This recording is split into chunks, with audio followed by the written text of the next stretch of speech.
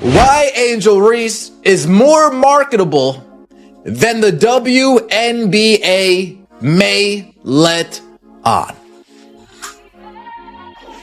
Why Angel Reese is more marketable than the WNBA may let on.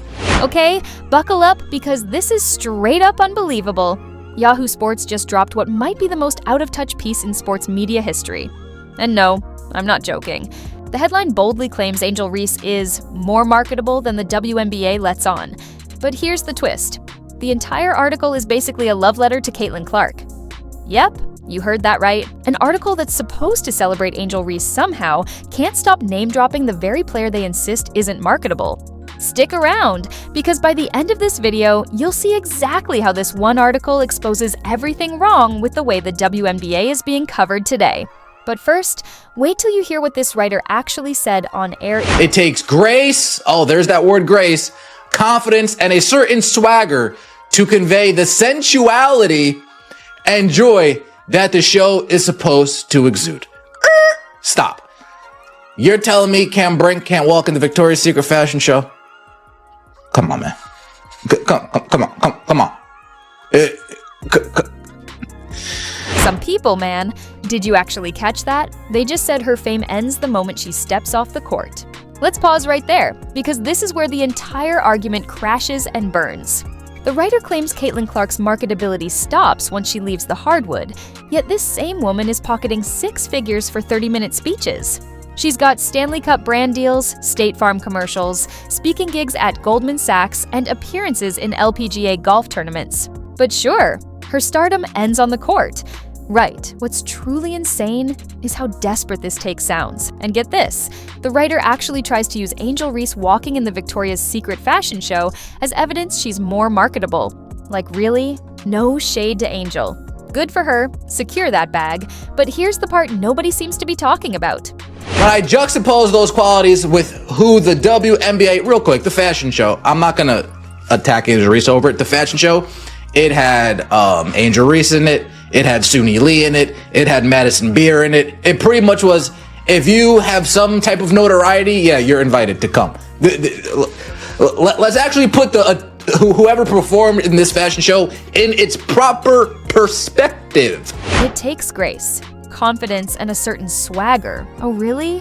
Let's break down what that Victoria's Secret fashion show actually was. This wasn't some elite, invite-only spectacle for the world's biggest icons. Suni Lee was there, Madison Beer was there. Basically, if you had any kind of name recognition, boom, you were in.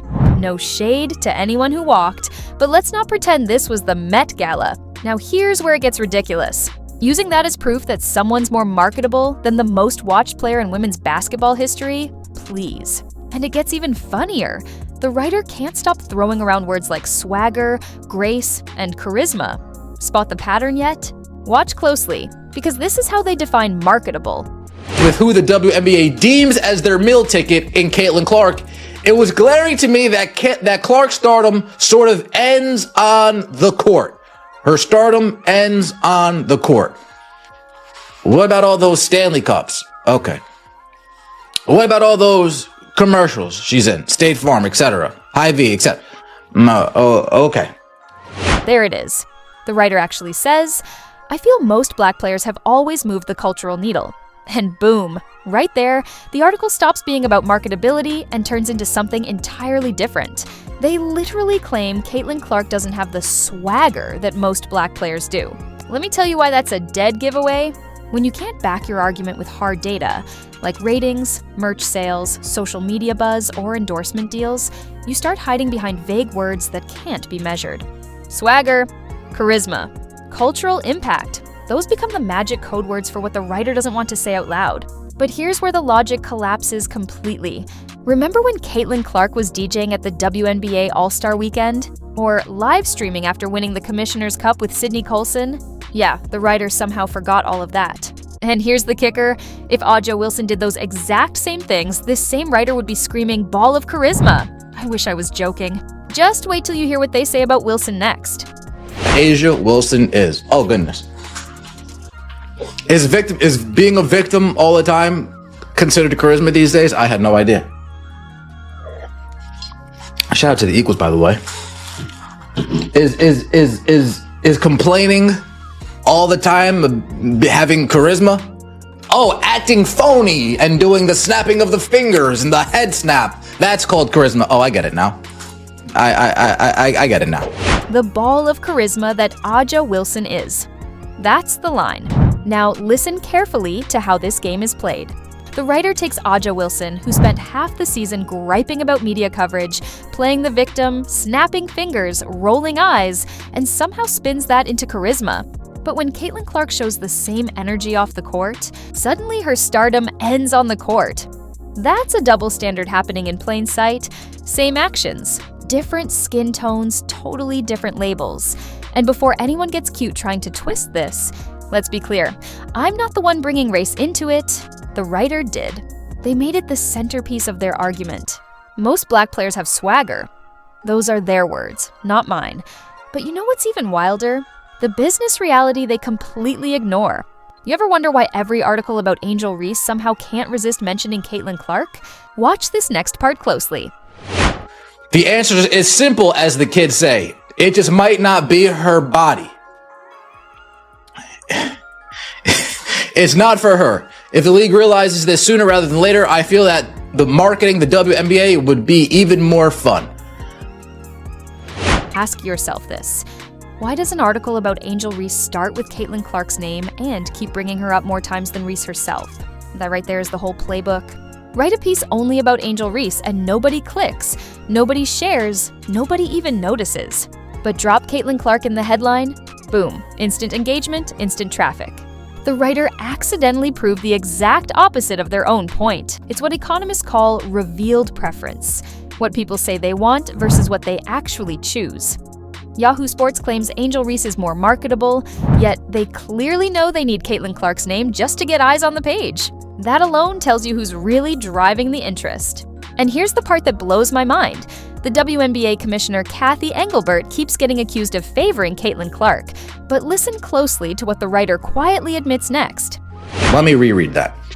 Much is made about WNBA commissioner Cathy Engelbert playing favorites in the league. Most players in the league tend to think that it's Clark whom she would rather build the league's marketing around. Well, the ladies of the WNBA understand the true potential that many of them have to continue to grow their league.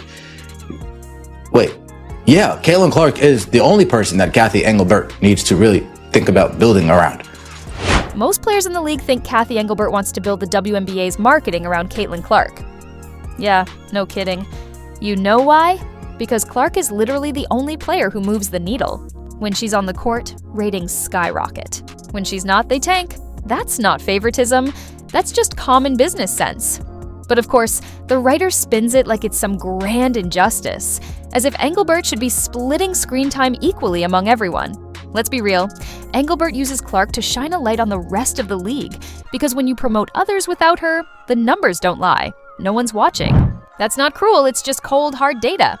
And now, buckle up, because the next part of the article completely exposes what the writer's real agenda is. Or this hypocrisy, you let me know the right word I need to use here. Clark and personalities like her don't translate much to off the court, and it's fine. Caitlin Clark at WNBA All-Star Weekend, doing the DJing. Caitlin Clark after winning the Commissioner's Cup. The whole live stream with Sydney Colson. Caitlin Clark and personalities like her don't translate much off the court. That's the claim. Really?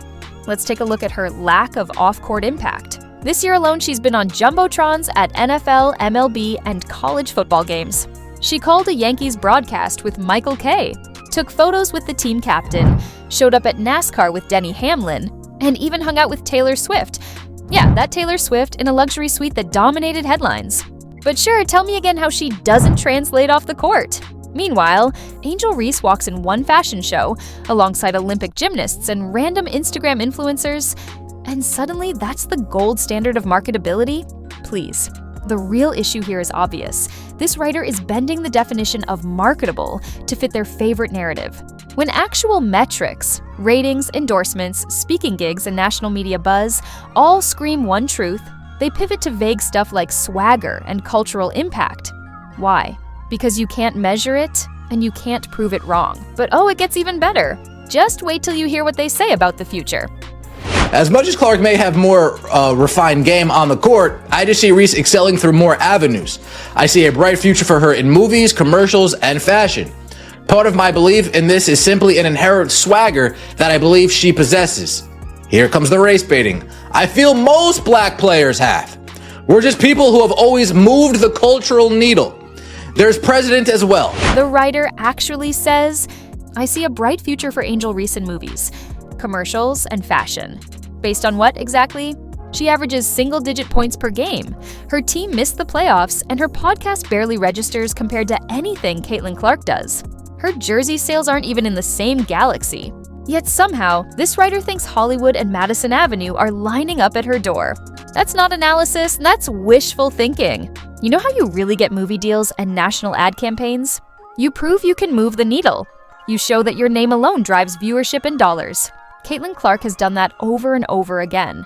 She's the reason WNBA games are airing on network TV. She's the reason arena attendance is breaking records. That's what brands and studios actually care about. Proven influence. And right when you think the writer can't contradict themselves any harder, they absolutely do. They don't give a fuck. They care if Caitlin Clark's stardom translates into WNBA ratings. That's what you Angel Reese fans need to be concerned about. Nobody watching her games. Priorities are all messed up over here. The WNBA doesn't give a damn if Caitlin Clark struts down a runway in a fashion show. They care if her fame turns into TV ratings. That's the entire game. The league isn't some fashion brand or influencer collective. It's a basketball business, and without people tuning in, it dies. And like it or not, Caitlin Clark is the one keeping those numbers alive. Meanwhile, Angel Reese walking in a fashion show does absolutely nothing for WNBA ratings. Zero impact. But according to this writer, that's somehow more important than Clark pulling millions of eyes to real basketball. The logic is upside down. This is what happens when activism dresses up as journalism. The narrative gets written first, and the facts get edited to fit. The whole argument boils down to one tired theme. Black players are undervalued, white players are overhyped. And instead of proving it, they just keep cherry-picking data until it sounds true.